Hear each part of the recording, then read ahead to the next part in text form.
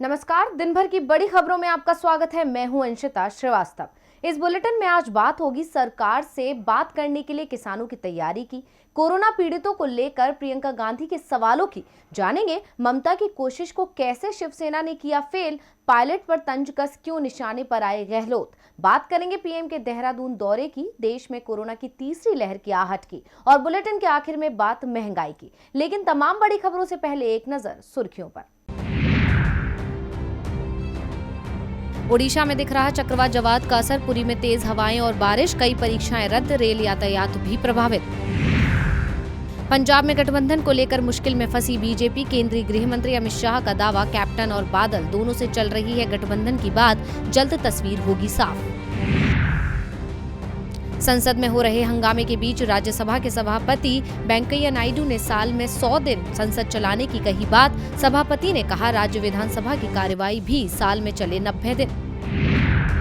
9 दिन के लिए टला भारत का दक्षिण अफ्रीका का दौरा, अब 26 सितंबर से शुरू होगी टेस्ट सीरीज। कोरोना के ओमिक्रॉन वेरिएंट के चलते बीसीसीआई ने लिया फैसला, दक्षिण अफ्रीका में तेजी से फैल रहा है ओमिक्रॉन। सुर्खियों के बाद बात आज की सबसे बड़ी खबर की। मोदी सरकार ने तीनों कृषि कानून वापस ले लिए हैं, लेकिन किसानों की कई मांगे अभी भी पूरी नहीं हुई हैं। सरकार किसानों के आगे झुकती जरूर दिख रही है, इसीलिए किसानों ने भी सरकार के खिलाफ कई कार्यक्रम तो रोक दिए हैं, लेकिन दिल्ली की बॉर्डर पर चल रहा आंदोलन अभी भी रुका नहीं है। किसान मोदी सरकार पर दबाव बनाए हुए हैं, क्योंकि एमएसपी का मुद्दा अभी हल नहीं हुआ है। इसे लेकर आज सिंघू बॉर्डर पर किसान मोर्चे की बैठक हुई, तो क्या फैसला हुआ बैठक में, देखिए रिपोर्ट। सिंघू बॉर्डर पर आज संयुक्त किसान मोर्चा की बैठक हुई। बैठक में किसान संयुक्त मोर्चा ने एमएसपी, किसानों पर लगे केस वापसी जैसे मुद्दों पर सरकार से बातचीत के लिए 5 सदस्यों की कमेटी बनाई है। साथ ही किसानों ने साफ कर दिया कि अभी किसान आंदोलन समाप्त करने की कोई जल्दबाजी नहीं है। किसान मोर्चा की अगली बैठक 7 दिसंबर को होगी, जिसमें आंदोलन को लेकर आगे की रणनीति तय की जाएगी। किसानों द्वारा सरकार से चर्चा करने के लिए जिन नामों पर सहमति बनी, उनमें युद्धवीर सिंह, शिव कुमार कक्का, बलवीर राजेवाल, अशोक धवाले, गुरनाम सिंह चढ़ूनी शामिल हैं। इस फैसले को लेकर राकेश टिकैत ने कहा कि ये संयुक्त किसान मोर्चा की हेड कमेटी होगी, जो सभी महत्वपूर्ण फैसले लेगी। अभी तक सरकार ने आधिकारिक तौर पर बातचीत के लिए नहीं बुलाया है। अगर बातचीत के लिए बुलाया जाता है तो यही 5 लोग बातचीत के लिए जाएंगे। राकेश टिकैत ने एक बार फिर दोहराया, अभी आंदोलन खत्म नहीं होगा। टिकैत ने कहा, हम कहीं नहीं जा रहे। किसान मोर्चा की अगली बैठक 7 दिसंबर को होगी। संयुक्त किसान मोर्चा के नेता योगेंद्र यादव ने कहा, संयुक्त किसान मोर्चा के द्वारा बनाई गई 5 सदस्यों की कमेटी का मकसद सरकार से सिर्फ अपनी मांगों को लेकर बातचीत करना है। केंद्र सरकार की तरफ से जो 5 सदस्यों की कमेटी एमएसपी को बनाने के लिए दी गई थी, उनसे इसका कोई लेना देना नहीं है। जब तक किसानों पर दर्ज केस वापस नहीं होंगे, उनको मुआवजा नहीं मिलेगा, तब तक आंदोलन वापस नहीं होगा।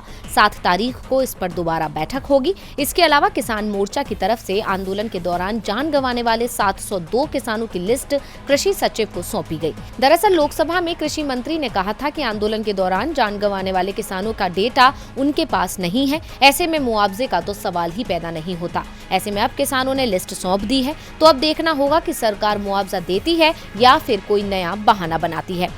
किसानों ने सरकार से बात करने के लिए कमेटी भी बना दी और उन किसानों के नाम भी जारी कर दिए जिनकी जान किसान आंदोलन में चली गई। अब गेंद पूरी तरह मोदी सरकार के पाले में है। वो किसानों को मुआवजा देती हैं या नहीं। मुआवजे की मांग तो कोरोना से जान गंवाने वाले लोगों के परिजनों के लिए भी की जा रही है, लेकिन मोदी सरकार यहां भी सुनने को तैयार नहीं है। इसे लेकर कांग्रेस महासचिव प्रियंका गांधी ने आवाज उठाई है। मुख्य विपक्षी पार्टी कांग्रेस अक्सर ही मोदी सरकार को आड़े हाथों लेती नजर आती है और लगभग हर मुद्दे पर सरकार के खिलाफ मोर्चा खोलती है। और अब एक बार फिर पार्टी की राष्ट्रीय महासचिव और उत्तर प्रदेश प्रभारी प्रियंका गांधी ने ट्वीट पर केंद्र की नरेंद्र मोदी सरकार को घेरा है।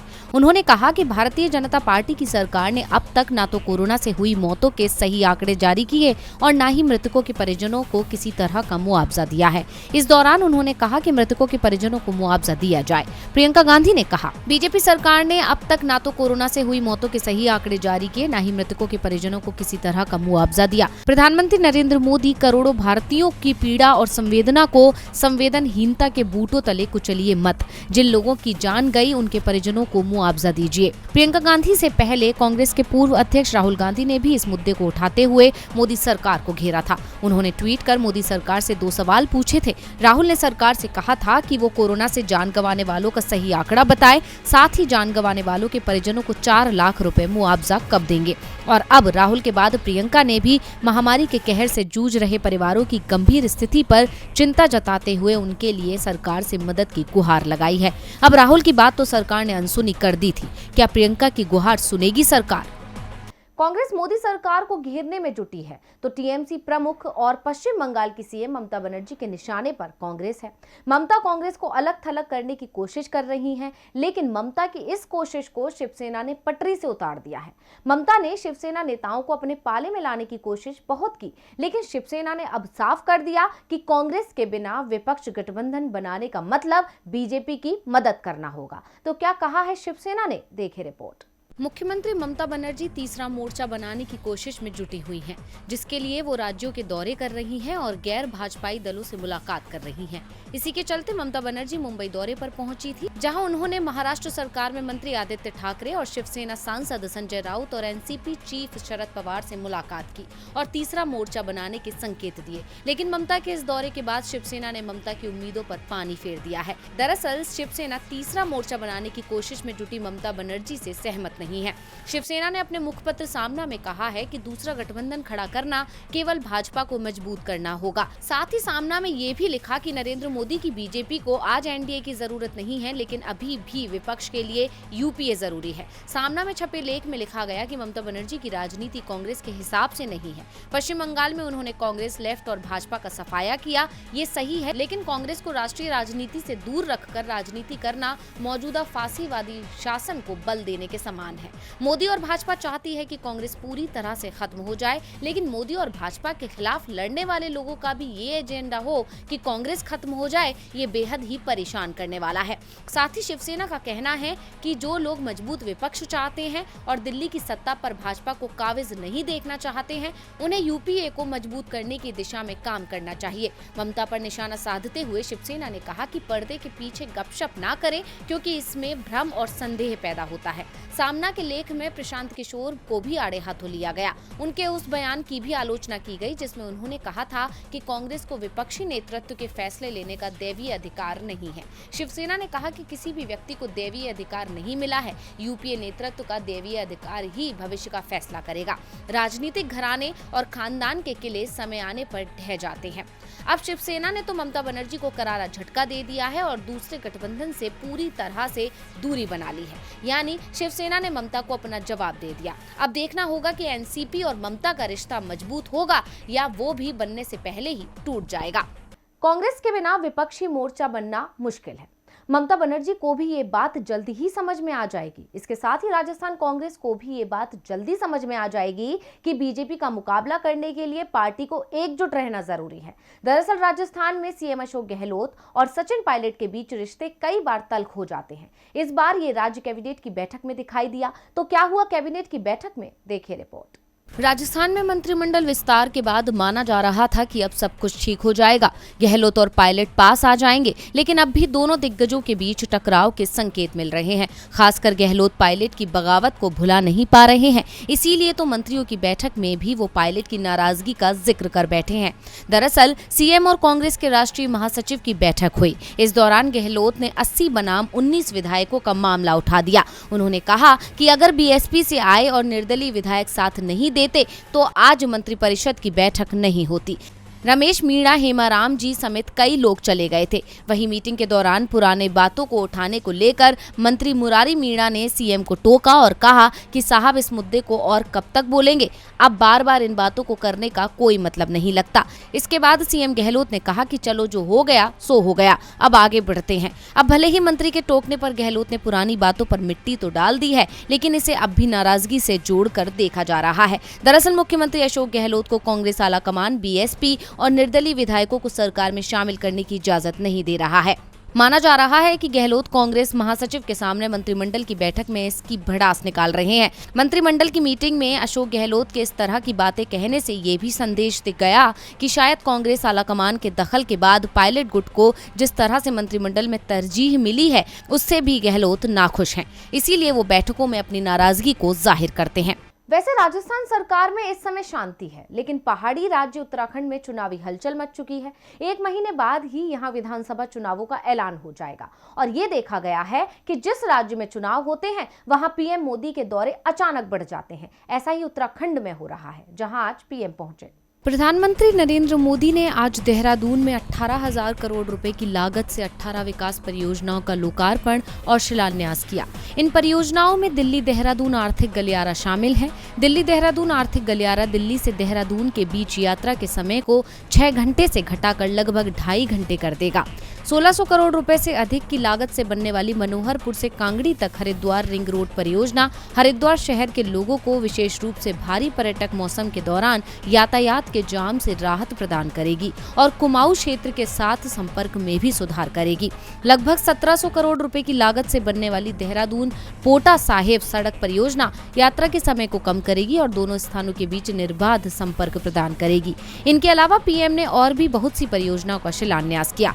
देहरादून के परेड ग्राउंड में राज्य को 18,000 करोड़ रुपए की सौगात देने के बाद पीएम मोदी ने जनसभा को संबोधित करना शुरू किया। उन्होंने स्थानीय भाषा में अपने संबोधन की शुरुआत की। पीएम ने कहा कि ये परियोजनाएं इस दशक को उत्तराखंड का दशक बनाने में अहम भूमिका निभाएंगी।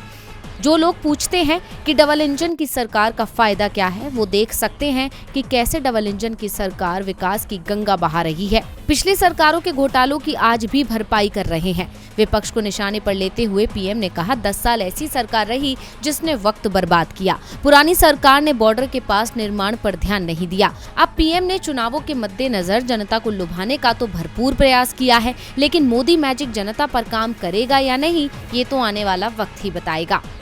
इधर देश में चुनावी हलचल मची है, लेकिन इस बीच स्वास्थ्य को लेकर भी चिंता बढ़ रही है। हम बात कर रहे हैं कोरोना के ओमिक्रॉन वेरिएंट की, जिसका एक और मरीज मिला है। इसके साथ ही देश में कोरोना की तीसरी लहर की आहट भी सुनाई देने लगी है। कोरोना के ओमिक्रॉन वेरिएंट ने देश की चिंता बढ़ा दी है। कर्नाटक के बाद अब गुजरात में एक व्यक्ति ओमिक्रॉन से संक्रमित मिला है।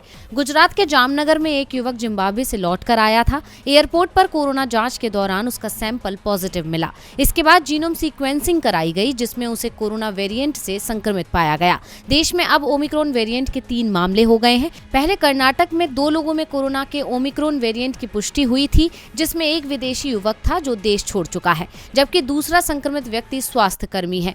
इस बीच अमेरिकी रिपोर्ट में दावा किया गया है कि भारत में ओमिक्रॉन काफी पहले ही दस्तक दे चुका है और अगर टेस्ट की संख्या बढ़ाई जाए तो कई लोग ओमिक्रॉन से संक्रमित मिलेंगे। दरअसल इस रिपोर्ट को इस आधार पर तैयार किया गया है कि ओमिक्रॉन से संक्रमित स्वास्थ्य कर्मी विदेश से नहीं लौटा था और न ही ऐसे किसी व्यक्ति के संपर्क में आया था जो ओमिक्रॉन से संक्रमित हो। ऐसे में इस बात की सबसे ज्यादा संभावना है कि ओमिक्रॉन वेरिएंट पहले ही देश में पहुंच चुका हो। इस बीच स्वास्थ्य विशेषज्ञ भी देश में कोरोना की तीसरी लहर की आशंका जताने लगे हैं और इसके पीछे ओमिक्रॉन वेरिएंट को ही सबसे बड़ा कारण माना जा रहा है। ओमिक्रॉन कोरोना के डेल्टा वेरिएंट की तुलना में 5 गुना ज्यादा तेजी से फैलता है।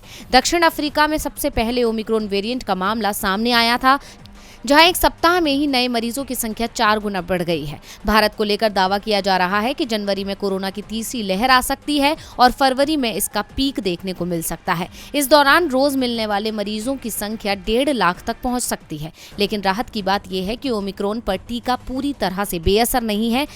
जिन लोगों को टीके के दोनों खुराकें लगी हैं, उन पर ओमिक्रॉन का ज्यादा असर नहीं दिख रहा है। और बुलेटिन के आखिर में बात महंगाई की। आम जनता महंगाई से त्रस्त हो चुकी है। जिधर देखो वही महंगाई है। सब्जियों से लेकर गैस सिलेंडर की कीमतें आसमान छू रही हैं। वहीं अब सीएनजी की कीमतों में इजाफा कर दिया गया है, जिसके बाद लोगों को जोरदार धक्का लगा है। तो किस राज्य में कहां तक पहुंची कीमत, देखिए इस रिपोर्ट में। मोदी सरकार ने तेल से लेकर सीएनजी की कीमतों में इजाफा कर जनता के सफर को मुश्किल बना दिया। जहां पहले सिर्फ पेट्रोल और डीजल के दाम में तेजी से इजाफा हो रहा था, तो वहीं अब सीएनजी के दामों में भी लगातार बढ़ोतरी देखने को मिल रही है। करीब 15 दिन के बाद ही एक बार फिर दाम बढ़ा दिए गए हैं। दिल्ली एनसीआर के साथ साथ हरियाणा और राजस्थान में भी सीएनजी की कीमतों को रिवाइज किया गया है। सरकारी कंपनी इंद्रप्रस्थ गैस लिमिटेड के मुताबिक राजधानी में सीएनजी की कीमत 1 रुपए प्रति किलोग्राम तक बढ़ गई है। पेट्रोल डीजल पर महंगाई की मार के बाद सीएनजी की कीमतों में भी इजाफा हो रहा है। आंकड़ों पर गौर करें तो सीएनजी के बढ़े दाम। दिल्ली में सीएनजी 53 रुपए 4 पैसे प्रति किलो, गुरुग्राम में 60 रुपए 40 पैसे प्रति किलो, रेवाड़ी में 61 रुपए 10 पैसे प्रति किलोग्राम, करनाल में 59 रुपए 30 पैसे प्रति किलोग्राम, राजस्थान में 67 रुपए 31 पैसे प्रति किलो बिक रही है। इससे पहले 14 नवंबर को दिल्ली, नोएडा, ग्रेटर नोएडा और गाजियाबाद में सीएनजी की कीमतों में इजाफा किया गया था।